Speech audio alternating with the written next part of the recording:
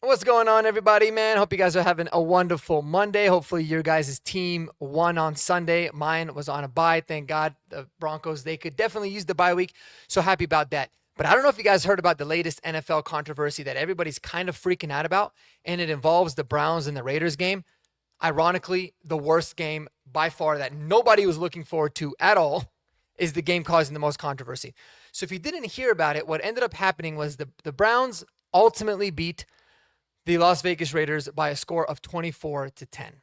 All right.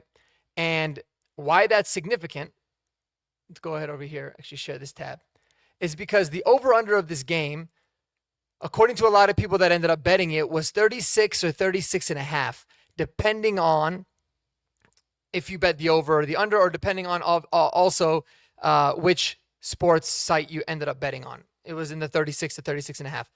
The Cleveland Browns, with about just under a minute left, decided to punt from the 29-yard line of the Raiders rather than kick a field goal, which would have made the game go over. So on the surface, you're like, yeah, that's really sketchy. Let's give a little bit of context here before we get into what I ultimately think happened in this game. All right. So what's important is that with a minute and 5 seconds left, the Browns were at the 34-yard line, which at that point would have been about a 51 or a 52-yard field goal, roughly.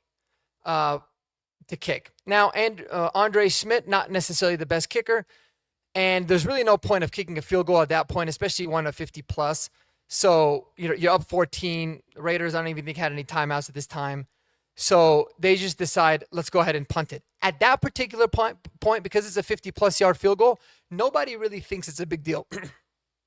But what ends up happening is that they don't end up counting the play because there was a penalty on Lane Johnson. Or not Lane Johnson, on L. Johnson of the Vegas, defensive offside. So what they ended up doing was declining it. All right.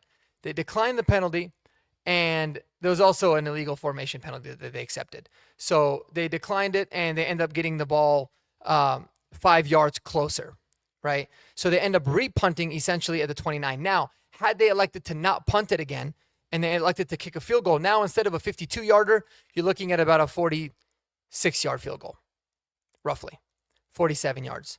But they still elected to not kick it, and they just said, let's go ahead and punt, right? Because they felt like, the Cleveland Browns felt like at this particular time, much more worse things can happen. Like there's a much higher chance that they're going to win this game. And the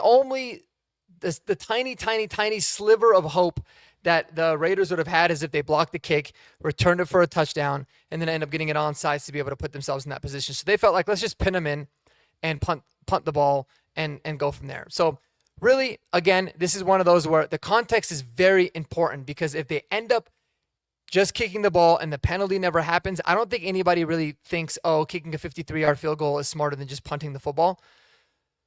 But because it ends up being 4th and 2, now you're saying they could have gone for it, right? Which, had they gone for it, the game would have been over anyways. So you can make the argument that going for it on 4th and 2 actually makes more sense than kicking the field goal does at that point. They elect to still not go for it, and they elect to just punt the ball in general. They end up winning the game. It is what it is. So here's kind of my take on it. It's important to know to have a lot of the context here when it comes to this game. Because ultimately what happens is that if, they had the penalty, the Browns end up going for it and getting it, the game's over. It ends the same exact way. Everyone that bet the under is still going to be really upset about it. I think just because they ended up punting, and no team usually punts from the 29-yard line, it just looked like it was really sketchy. But kicking the field goal was actually, from a standpoint of the smart thing to do analytically, kicking the field goal was the dumbest of all of them. Punting or going for it make more sense than actually kicking the field goal does. So I think kicking the field goal actually makes it look a lot more sketchy had they ultimately kicked the field goal. So that's where I think it's really important to understand. Another thing is that when you guys look at the line, right? Let's go ahead and take a look at the line of the game, because this is something that I think is really important to keep in context as well, right? The line of this game opened up the week at 41 and a half and went down all the way to about 36 and a half, roughly, by the time the game started, because what's happening is that a majority of the public is betting the over. Or sorry, a majority of the public is betting the under at that point anyways. They're betting under 41.5. And as the line continues to go down, they're trying to get more of the money to go on the over because, as we know, casinos and sports betting apps and Las Vegas and everybody, they like to have as close to a 50-50 on each side because they know that if all the games are at 50-50, they're going to get a majority of the wins rather than the others. So they're going to end up in the net positive because even though they do a really good job of being able to predict games and set lines, they do hundreds of billions of scenarios through computers, which is obviously why they're so accurate, but they still want the money to be pretty balanced because they don't want to also take the risk that they're going to get screwed. And the public historically is actually pretty dang smart. So they want it to be as even as they possibly can across the board. So most of the money was coming in on the under anyways. And then they maybe tried to settle it. Now, I don't know what it ended up being. I don't know if a majority of the bets ended up being on the over or if a majority of the bets ended up being on the under. But I think it's safe to say that probably is close to 50-50 anyways. So the public really thought that it was going to be a low-scoring game, as they should have, because it's two really, really bad teams. And in two really bad teams, they're most likely to bet the under anyways. In addition to that, the over-under is a bet that is bet the least of the money line, the spread, and the total over-under score. By far and away, most of the money goes on the spread or the money line. Always. That's just kind of a known thing. So it's not like a whole lot of money in the grand scheme of things was reflecting on that particular part of the bet anyways. So I think this whole thing is overblown. I think everybody's making a really big deal about it because, again, you look at the situation. I don't think anybody would have had any qualms with them punting from the 34 instead of kicking a 53-yard field goal. Punting was a smart thing to do given that the game is essentially over anyways and they're up 14 points.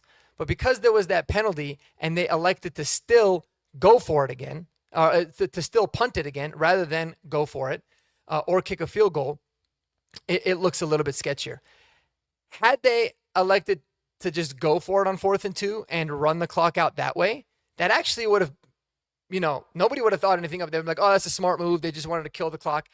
But what ultimately ended up happening anyways is that they would have finished with a 24-10 score regardless. So the only really sketchy situation that could have happened was them just electing to kick a field goal to go up 17 with less than a minute left, which would have been a lot sketchier, to be honest with you, than punting it. And then everybody that bet the under would have they would have gone up in arms about the whole situation anyways. So that's kind of my take. I don't think there's much to it. I'd love to know you guys' thoughts below.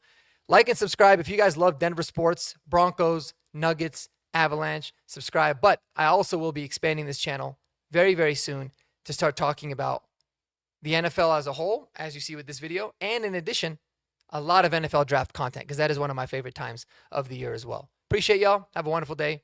Peace.